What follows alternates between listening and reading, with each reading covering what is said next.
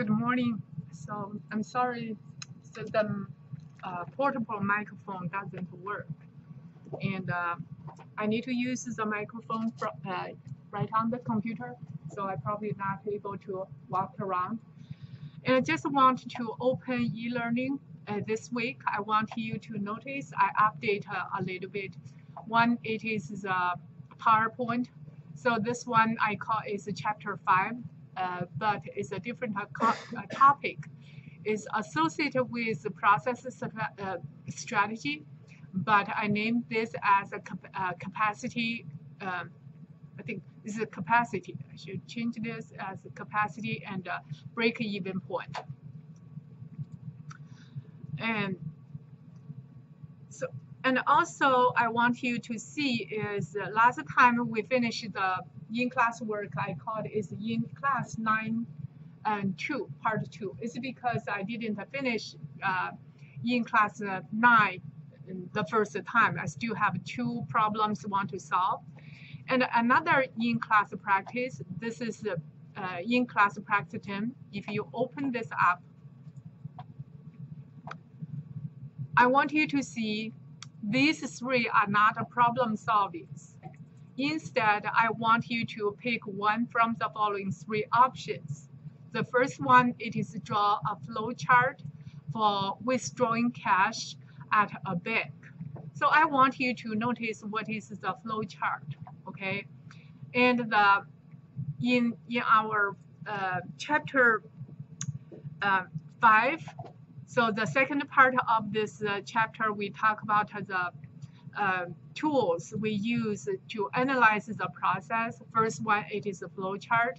Flow chart shows the movement of materials, informations, and so on and so forth. And the next one is time function mapping. Time function mapping shows not only the information, but also shows the time. You know, what time.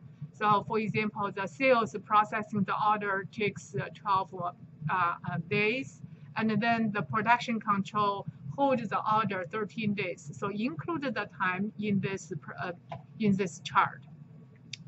And the next chart I call it is the process chart. Process chart includes the distance of material moves or people moves in the process. Include distance, include time, and operation samples and process descriptions. The next chart, it is value strip mapping chart. And the last chart we call it is a service blueprint chart. Service blueprint chart mainly focus on the customer and the provider service or production provider the interactions. There are 3 levels of interaction: level 1, level 2, and level 3. In this in-class practice, I gave you 3 options. You can, draw a flow chart and also prepare a process chart and time function mapping chart and a service blueprint. So probably I should not include this one. This one, it is quite time consuming for the above situation, which means still it is the bank withdrawing cash and from the bank. So like this.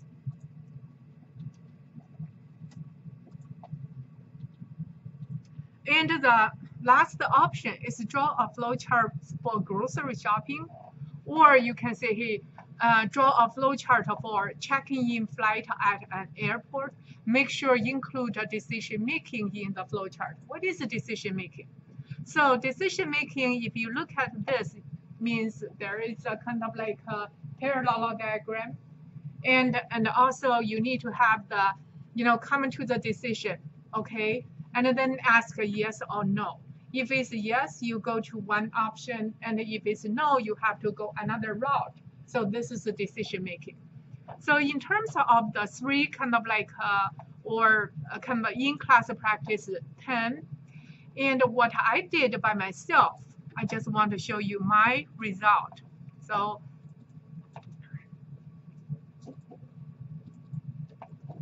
I did this one. It is to draw a flow chart of withdrawing cash at a bank with the teller. So this is the chart I'm looking for. This is called the flow chart. So what is the first step? Started with customer in the waiting line, okay, and then is the turn, okay, when the customer is arriving to the window, and teller calls for customer, and customer makes withdrawal request. The next one is the teller will check the account balance. And if see they want to cash out $500, if the $500 is available in their checking account, in their saving account, this is the check balance. If yes, it's going to okay, and come to the end, probably shoot over here. So this is a chart. I mix a group and end group. I think this line should go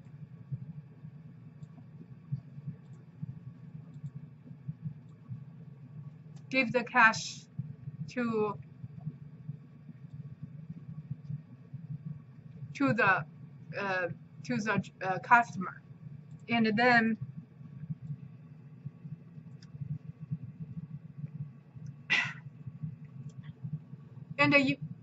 if it's no, and they cannot give anything, so there's nothing going on over here, no cash cashed out.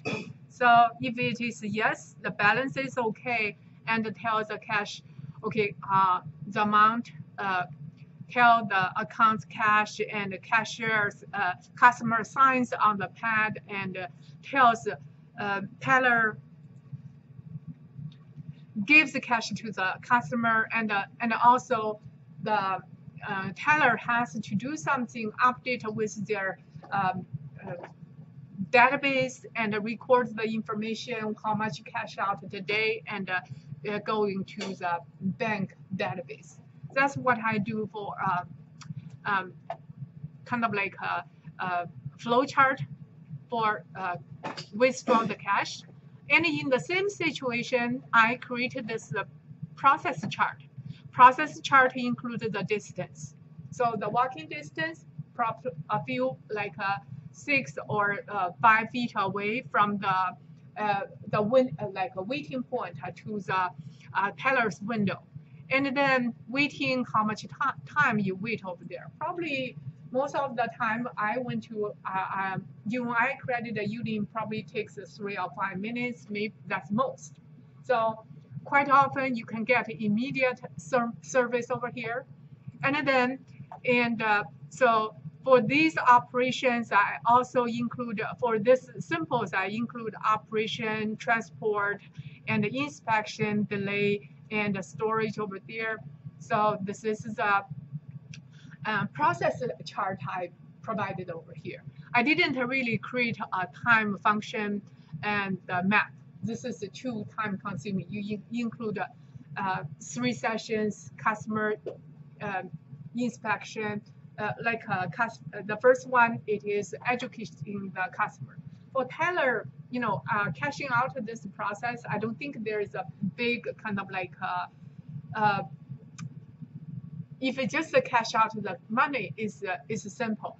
If you are the customer and you probably want to talk to the loan officer or going to some other like options in the bank, maybe you need this kind of like time function mapping. That's why I cross out this one. So you don't need to worry about this. I said pick 3 kind of like one of the 3s. You draw the flow chart, or you draw a process chart, or you choose a very common option. What do you do? Grocery shopping and checking in a flight at an airport. So these are all kind of like a common sense. You experienced these activities in your life. So you are familiar with this process. One end, as a customer, you can inspect, or you can see or check whether they give you a good service with quality. When you go to bank to get a service, you can see their quality level. And also, and for the grocery shopping, I don't know how many of you really make the grocery shopping list. For me, a lot of time I think, oh, I have this shopping list in my mind, and I don't need to make the shopping list. But when I'm shopping, I always, come back and find out, I realize, oh, I forgot to buy this one. I need to go shopping for one more time. It's really time consuming. Okay, first of all, and the quickest shopping time I go probably, 30 minutes driving, going there and coming back 10 minutes, 10 minutes to 20 minutes, going to the store, find out your item and check out. So if you think about as a kind of like an organization tool to help you to increase your efficiency. Of course, we increase our efficiency. We have so just limited time, 24 hours a day, but you have to do a lot of things. So this is the way, and even though it's a very common activity, but I want you to use this flow chart to help you to organize your thought and also can help you to increase your activity efficiency. And the due time, it is by the end of the day. You don't have to worry about that. Today I have a new lecture. So this new lecture, I call this is capacity and break-even analysis. And I do not have any kind of like required submit homework assignment or in-class work for this capacity and break-even analysis. Just some kind of like topic. I do include some calculations, but you don't need to submit, okay? And I just introduce this concept to you. You understand it's going to help you to manage the facility, manage the service. So, and that's in the beginning, the organization of today's class. And the outline, basically just the two things. One, it is capacity. Another is break-even analysis. So, and our learning objectives today is trying to define capacity. There are different capacities you want to understand. One, it is design capacity. Another, it is effective capacity. And also, I want you to understand what is the efficiency or utilization rate of capacity. And another learning objective, it is conduct the break-even analysis. So for capacity, what is capacity? Capacity, basically, it is the number of units a facility can produce, can hold, can receive, or some kind of like activities you can do in a period of time. So you can define the period as a month, a day, hour. So this is the capacity. So basically, it is the number of units a facility can produce, receive, store on, and define the period of time. Why we want to define capacity? After the manager and predict the customer demand, that's chapter 4. So forecasting, after they know the demand in the future. And also they decide the process. They are going to pick the production line, or they pick the like a mass customization. That's the process they decide. And the next one is to decide how I'm going to realize the forecasted demand with the selected the process. Then this is the question about capacity. So when you try to decide capacity, and you need to define what is the equipment you are going to choose, and then it's going to determine, okay, with this kind of a capital investment, what machine you have to purchase, how many people you need to hire, and then you can determine whether the demand can be satisfied in the end. there are 3 time horizons of capacity when you look at the capacity design. There's one, it is long-term or long-range planning, and another it is intermediate range, and another one is short-range planning capacity. So for long time, and basically it's probably more than 3 years. If you look at something 3 years later, you need to design new production process. You probably want to add or some kind of like long lead time equipment. You have to buy like or build a construction, constructing the facilities, and so organize your resources, and then you can manage some things. 3 years later, you will see the big demand change. If it's short term or media term, we probably looking at something time horizon. It is 3 months, 6 months to 3 years. 6 months, half year to 3 years. In this time of period, quite often, and managers will use subcontract if they have a lot of demand within this time, and maybe it's late to build a new facility. Okay, and then they are looking for somebody or some companies can help them right away. This is subcontracting. Or they can add some equipment or add the shifts. If originally run just 1 shift, maybe they are going to increase to 2 shifts or 3 shifts operations. But for short term, and then this is a reschedule of the job. So they probably want to increase the working hours. They said, oh, 8 hours is the regular working shift because we see more demand. And then maybe employees are allowed to work 10 hours to increase their output. But in this case, they understand the extended hours, 2 hours, they have to increase the hourly pay. So this is some of the strategies they call it is schedule the job and schedule the personnel and allocate the machineries. So this is a short-term, mid-term, and long-term and capacity arrangement. And when we design and try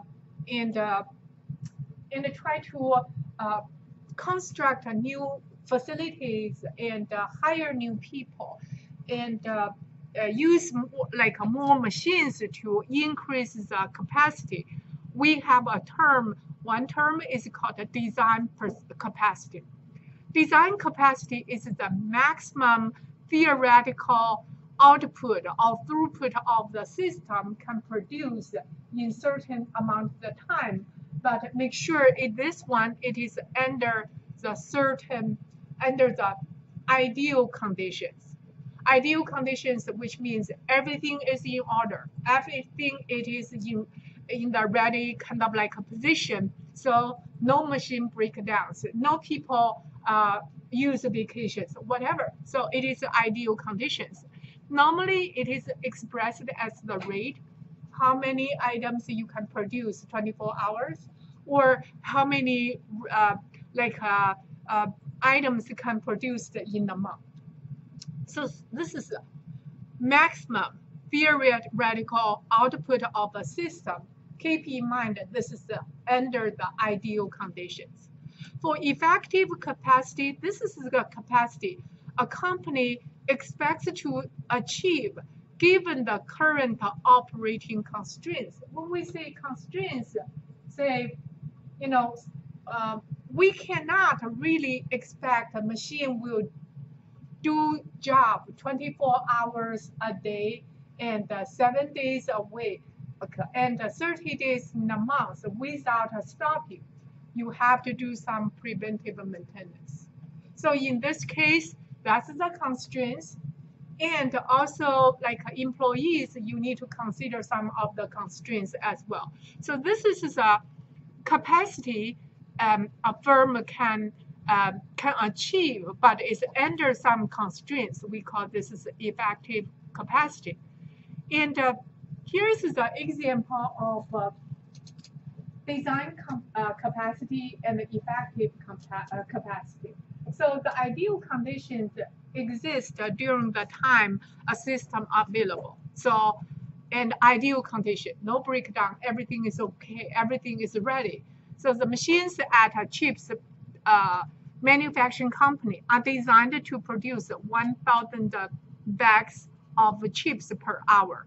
And the plant operates 16 hours per day, 2 shifts.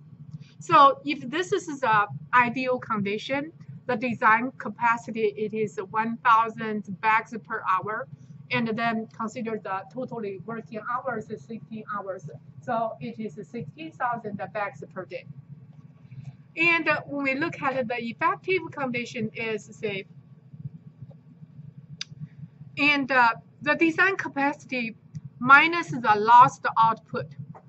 Why? It's because some of the resources are not available.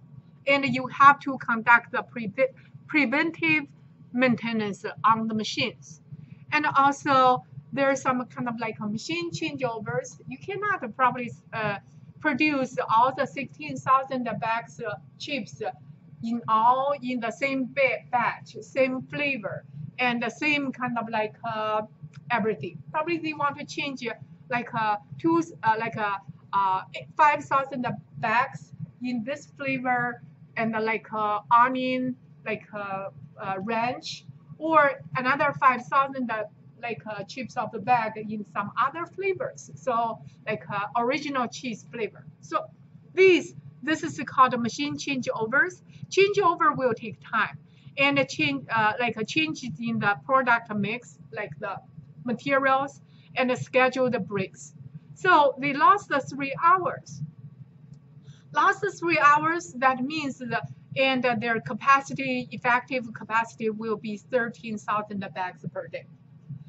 And the next one is actual output. So effective is to say just to remove the unplanned, remove the kind of preventive maintenance, some kind of like unavailabilities. Now you see something is due to machine breakdowns. Breakdown, it's not happened every day, but it is something original, like occasionally it will happen.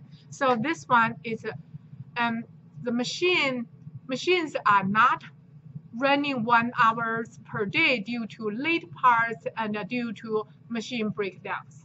So 13,000 bags subtract 1 more hour's loss of the production, end up with 12,000 bags per day. And then in terms of utilization and efficiency, utilization, it is the percent of the design capacity actually achieves. So it is compared with the design capacity. So it is the actual output divided by the design capacity. In this, in the chips production over here, the utilization uses the actual output divided by the original design capacity, which is 12,000 divided by 16,000. And the efficiency, however, it is actual output divided by the effective capacity. So it is 12,000 divided by 13,000. So let you see they use 2 different kind of like measures, utilization and efficiency. I would say most of the companies, they really look at it is the efficiency, okay? And they probably will not focus on utilization because all of the companies, they cannot afford preventive maintenance. So even though the designed capacity is 16,000, but you can never run at 16,000 hours, 16,000 productions per day.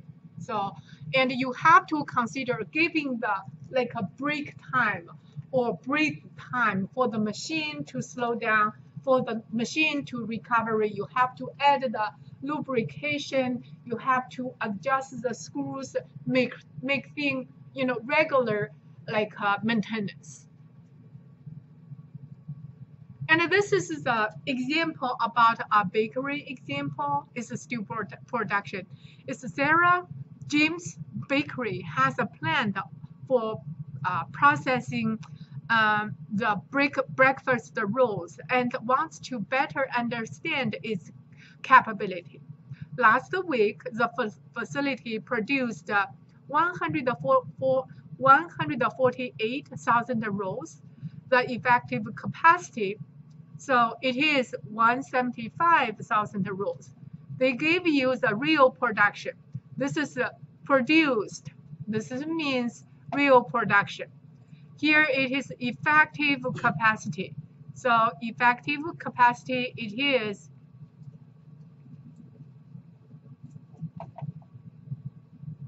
and the production line operates 7 days per week with 3 8-hour shifts per day. The line was designed to produce the nut-filled cinnamon flavored in a roll at a rate of 1,200 per hour. So determine the design capacity, utilization, efficiency for the plant. So you want to say, what is the design capacity? Design capacity, it is what? Ideal condition. And what is the maximum production rate? So we are giving is 7 days per week. And 7 days per week, 3 hours shift. And now you see the last week, the real production, active production, the actual production is this. Effective capacity is 175. Design is per hour. So 1,200 rolls per hour. But if it runs, it is 7 days per week, 3 shift, and 8 hours per shift. So it's 7 times 3 times 8 times 1,200. So the design capacity maximum. So 7 days per week, non-stopping production. It is 201,600 rolls. So you get the maximum, and now we can calculate what is the utilization. Utilization, it is actual output divided by the design capacity, maximum capacity. So it is 73%. And another, it is efficiency. Efficiency is compared with effective capacity. So they tell you the effective capacity is 175,000. So, and then we get 84%, 85% of the efficiency. Here is the continuation of this bakery example. So they said, okay, the manager, Sarah, and now needs to increase the production of the increasing popular and deluxe roll. To meet the demand, she will be adding a second production line. So the first production line, we already got the data. So they produce that much, and the effective capacity already given. The second line has the same design capacity. We calculated this already. And the same design capacity, same effective capacity as the first line. However, the new workers will be operating the second line. Quality problems and other inefficiencies stemming from the inexperienced workers are expected to reduce output on the second line to be 130,000 compared to the originally it is 148,000 production. So the utilization And the efficiency of the first line we have calculated already, 73.4% and 84%, respectively on the first line. So now I want you to determine the new utilization and the efficiency and for the last row operation after adding the second line. So this is, you need to understand, they added the second line, but they want to evaluate the overall production, like utilization rate and efficiency rate. So you need to consider the two lines capacity and the two lines and production together. So actual production last week, that's from the first line. And so is this one effective capacity and design capacity expected output for the new line. So it is after you got this information, now we can understand with the two lines, you just double the design capacity. And then we double the effective capacity as well. So the next one, it is the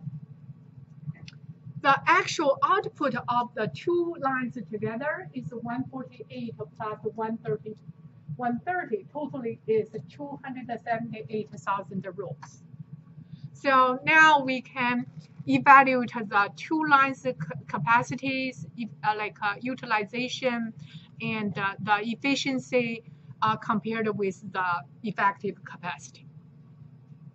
So utilization 278,000 divided by the design capacity 403,200.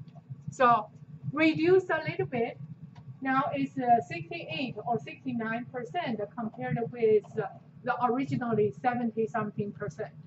Okay, 73, 74%. Now the efficiency reduced a little bit from the originally 85% and now down to 80%. That's understandable because when you add the new operating lines, especially with the new workers, they have to be trained. They have to go through the process and build up their experience. And when we design or consider the capacity, and obviously you want to forecast the demand as accurate as possible. So with the accurate demand forecast, and then your designed capacity will have a better utilization rate, will have a better efficiency. And if the forecast is too much, and then you have some empty or idolized capacity facility, and that means your investment will not be paid off. So also we need to consider the technology. You know, when you increase the technology, when you use new technology, and you can increase the capacity dramatically, and also the sales volume you can increase dramatically. The condition is there must be a demand. For some of the correct production or some kind of like a manual production, and the technology probably cannot really increase the capacity quite a lot. Instead, they have to use the laborers. You have to use hire people or training the people to be able to do the work. And also we have to find out what is the optimum operating size. Sometimes the operation is not the bigger the better. There's a curve of the operating situation. Sometimes the curve is like this way, and if this is this is the size of the production. There is a minimum kind of like a point. That minimum point means, okay, unit price. If you reduce this kind of like size of the production, and with the reduce, sometimes you see the unit price is dropping, but after you passing this point, and the unit price can increase. In this case, you have to find out what is the minimum conditions. Sometimes the curve just simply kind of like this way, going down. And sometimes the curve it is going up. And also it is possible the curve is going down or going up. And maybe the curve is like this. So we need to find out what is the optimum operating size, and then find out what is the best capacity you want to use. And also you want to design your facility to be able to accommodate change. If the customer want a variety of different products, or the mass customization, so how are you going to do that? So these are the considerations. And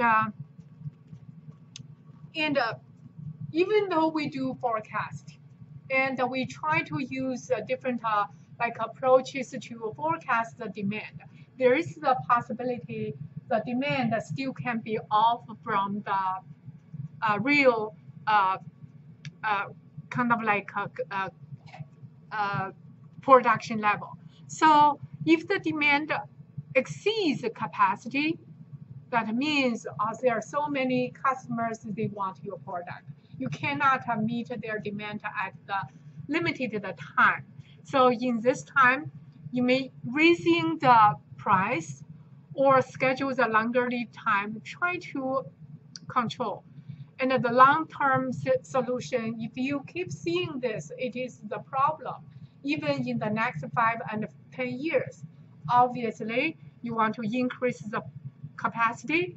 You want to build a new kind of like production lines to meet the customer demand. If capacity exceeds the demand, that it will be in trouble. Okay, and in this case, you want to stimulate the market, try to attract more people to buy the product. And sometimes you have to, if you see a lot of facility, it is open, it is idolized.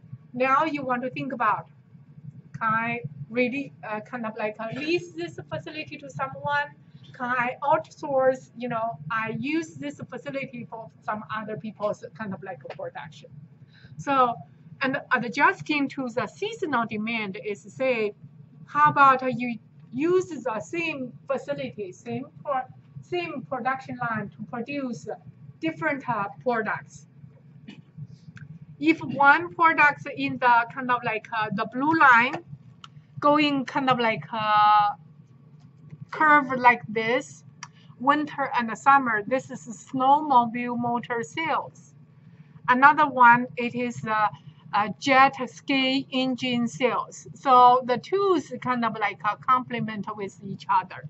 Now, if you use the same facility and you can produce the two kind of like products, now you see the overall production, it is smoothed out, it's good utilization of the facility. So combine the two demand together can reduce the variation. That's a very good strategy. The next portion topic I want to talk about, it is a break-even analysis. Break-even analysis is use this mathematical approach to evaluate the process and equipment alternatives. So our goal is to determine the point in dollar values and also in units. So at the two kind of like a measurement, you can use dollar values to measure the break-even point, or use unit to measure the break-even point. At this point, the cost, the overall total cost, is equal to the revenue. And here we do the break-even analysis requires the estimations of fixed costs, variable costs, and revenue. We have already explained in chapter 5, we talk about total cost equals to fixed cost plus variable cost and times and quantity. So this is the formula. We already keep it in our mind already. We explained this already. And then revenue is something you get, income. After you sell one product, you will receive the kind of like a sales money. This is called like a revenue. For break-even analysis, variable cost, fixed cost. So in our class, I always tell you, okay, fixed cost is 16,000. But you would ask, how do you estimate the 16,000? How do you estimate the fixed cost is 20,000 or 50,000? Well, you need to break down the fixed cost to understand what portions are included in fixed cost. So fixed costs include depreciations of your capital investment. So for example, you buy the equipment, initially cost you like $100,000 in year 0. But you think, okay, this machine will be used in 8 years. Okay, the 100,000 K money and for the equipment will be depreciated in the 8 years service life. How much you have to include in every year? So this is in the capital or investment depreciation. Also, you need to include a tax in this portion for fixed costs, and also debt. Did you really pay the interest and you borrow from the money from the bank or from somewhere else? And when you build the or you rent the building, the facility, so you need to pay the mortgage. So all these you should include them in fixed cost. So give you some idea in the future if you want to estimate fixed cost, what you need to include. Okay, for variable costs, these costs are that vary with the volume of the units produced. So for example, material cost, labor cost, and utility costs, water and electricity, and I think proper internet, you also want to include that as well. So this part. And we explain how to estimate fixed cost and variable cost. The next one is for revenue. Revenue function begins at the origin, and so this is a unit. So this is revenue. And here it is saying this is the function of revenue. Why? Why you start from the 0 point, from the origin point? Because if you sell 0 part, you get a 0 income. If you sell one item, you will receive 1 income. So it is the linear function y equals to and kx. So k, it is the unit price, and x, that means it is the number you sell. So, and increasing by the selling price of each unit. And where the revenue function crosses the total cost line, it is the break-even point. And this is the kind of like break-even picture or lines or like a point I wanted to point out. This red line, red, we call total revenue line. Okay, and the blue line, it is the total cost line. And because the total cost line equals to fixed cost plus variable cost times Q. So you should have a kind of like a y-intercept. So this is the y-intercept fixed cost. And you should have a kind of like a slope. This slope, it is the variable cost. For total revenue equals to unit cost. So K times Q. So K, it is unit price passing from the center. And the break-even point is the total cost equals to total revenue. And in terms of two numbers, one, it is by volume and by the units. Another, it is by another is by dollar values. And when we draw the two lines, we had the assumptions like cost and the revenues are linear function lines. Yes, okay. Generally, in the case, generally not the case in the real world. Real world, probably some kind of like variations, but you try to simplify this as a linear line. We actually know this cost and what is your variable cost, what is your fixed cost. We already explained what are the portions included in variable cost, in fixed cost. And by the way, it is the estimate. Estimate means sometimes you estimate accurately, sometimes you accurate maybe not accurately, but do your best to estimate the cost. Okay, and the time value we do not really consider. Time value of money, we ignore that. What do we mean over here? You know, you pay $1,000 year one, and this $1,000 is going to be different from 10 years later. Because if you save the $1,000 in the bank, if the bank gives you 2.5% of the rate, and you think about 10 years later, so this is the rate of compounding rate. Compounding rate means what?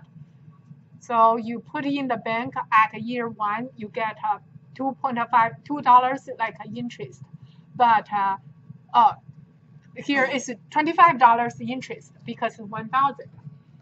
And 10 years later, this $1,000 will be larger than $1,000. That's the money value. So time value of the money is not included in our current break-even analysis. And if you include the time value, it's going to be more complicated in the equation. So these are the equations when you do break-even analysis. You see, oh, so many kind of like terms. These are all kind of like annoying. Well, they are not annoying. Actually, you have already seen them. You have seen the formula. So I have explained this formula for many, many times, right? Total cost equals to fixed cost plus the variable cost times the x. X is a unit. V means variable cost. So when you see revenue, so total revenue equals the unit price times the number of units produced. P, it is unit price. So these are all very easy to understand. If you have total revenue equals to total cost, which means this part equals to this part. So Px times together equals to F plus volume times X. So if you solve this equation, this is X. This X, we call that this at break-even point in units equals to F divided by P and minus V. So it's very simple, the equation. And if you want to use dollar value, which means the unit value times P. So here is our previous kind of like a calculation result. Now you can calculate this P. The P at this moment, it is times together with F. So it is on the numerator. So if I put in the denominator, they should be F and P minus V divided by P. So probably if I write in this way, it's easier to see. So if you look at over here, now it is F, you still keep it. When P divided by P, that is 1. And then it is V divided by P. So here it is the formula of break-even point in dollar values. And the profit is always, it is the total revenue minus total cost. When you are at the point of break-even point, if you look at the chart is over here is,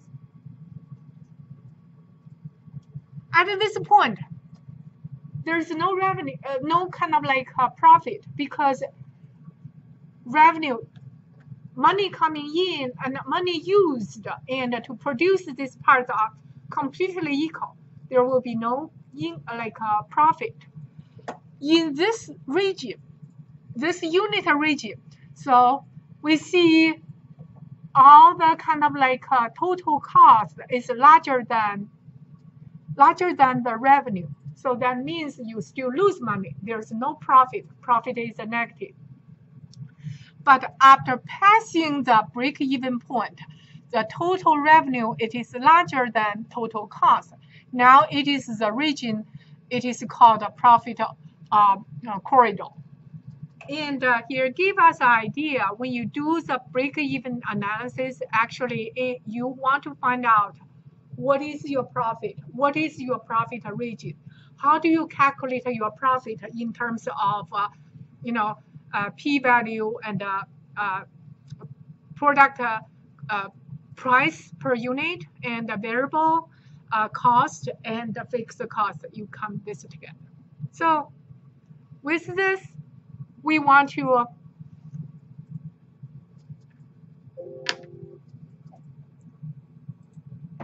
do some kind of like an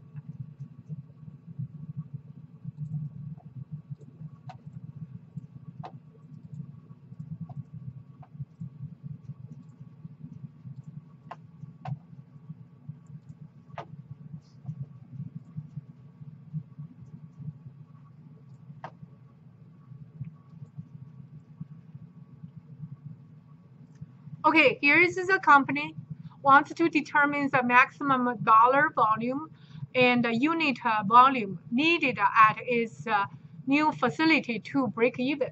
Just simply say they want to find out the break-even point.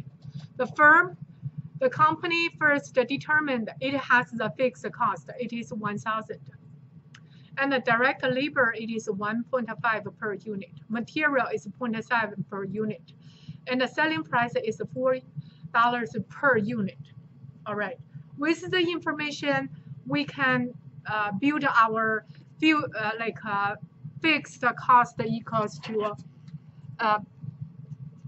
10,000. And the equation, we can find out, okay, the dollar amount of break-even point is $22,000, 857. If you use the equation we just did over here, break-even analysis.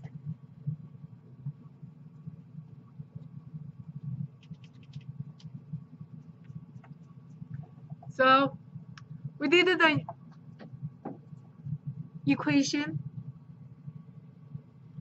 This equation gives us what is the dollar amount. This is the dollar amount kind of like formula. We applied the formula over here. Now we found out the break even is 22,857, and also we can determine what is the unit break even point is 10,000 divided by the P. It is $4 selling price, and the unit cost 1.5 plus 0.75. So it is the very simple kind of like a calculation. You find out what is the break even and what is the dollar amount value. Dollar amount is 22 over here, 22,000. And this unit point, it is 5,700 something. For one product, it's quite easy. But if it's for more than one product, then the break-even point will be some kind of like a complicated formula over here. In this multiple kind of like a product case, this formula, if you see something sigma, then you will say, hey, probably Excel will be a better tool for you to calculate this complicated formula, okay? We still see VI, PI, and VI, it is like a variable cost for one product or second product, third product.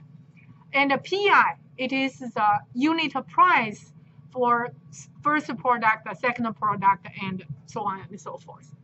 WI, this it is the percent each product is of total dollar sales. So which means this is the weight, it is a percentage value. So, and to explain how to use this formula, here it is the breakfast kind of like a shop. So their product or whatever, maybe it's the lunch shop, they have a sandwich, they have a drink, they also have a potato chip, baked potato. So in the annual forecast, the unit 9,000, 9,000, and 7,000. So unit price is given, unit cost is given. And look at this table. They have the this portion of the information are pretty much the given the information. But for VI divided by PI, this is your kind of like variable cost divided by PI and the selling price. So it's 3 divided by 5. And if you get this is 0.6, and then 1 minus this one equals to 0.4. So you can calculate this one. The annual forecast sales. What is this sales? Because if you forecast the 9,000 demand, each piece will sell $5. So this column 7, actually it is 2 times 3. So 9 times 5, 45. So, and accordingly, you calculate the drink calculations, you calculate the baked potato calculations, the total kind of like sales you can get is 72,500. Then percentage of sale number, this one equals to 45,000 divided by 72,500. So the weight of percentage is 0.621. And the weight of drink is 0.185. So totally it is still 1. And when you calculate the weighted contributions, which is column 6 and column 8, which is column 6 and column 8. When you look at the previous kind of like slides,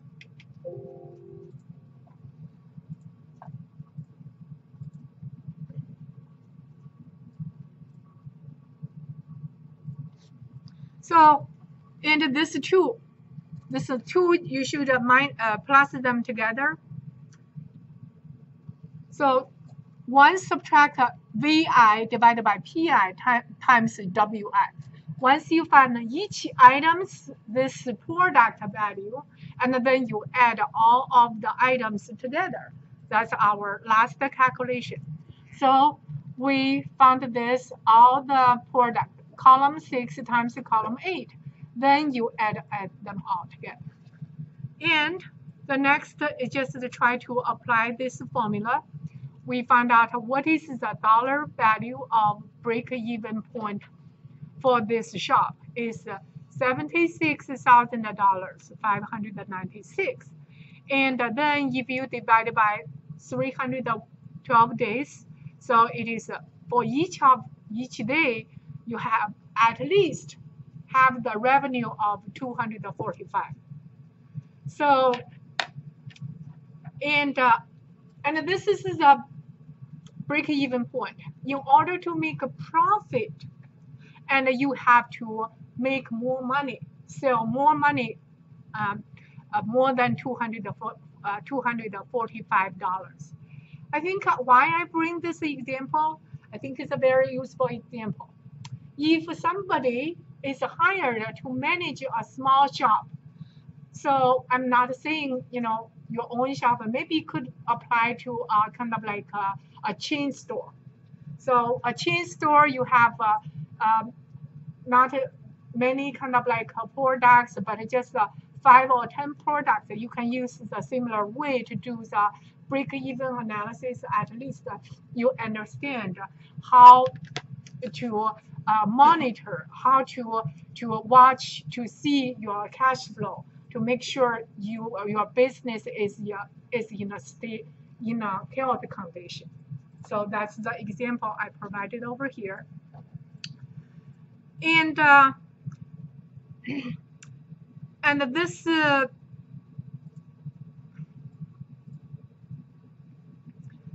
this chapter, this kind of like PowerPoint, or it's not included in the textbook, but I still include in our lecture. It's a simple concept, but it's a useful concept. That's why I included over here. We still have the capacity. We still have the like a variable cost and fixed cost, the total cost formula. We use the revenue formula. We find out what is break even. But the example included over here, I think, is useful. And another topic we introduced in this lecture, it is capacity analysis. So hopefully we'll give you some kind of like ideas how to manage, how to understand the capacity design. So today's class in the submission, and do your best to draw the chart. You can draw a process chart, a flow chart, or you don't have to create all of them. Just pick one of them should be fine. So no calculations from the other practice. Thank you.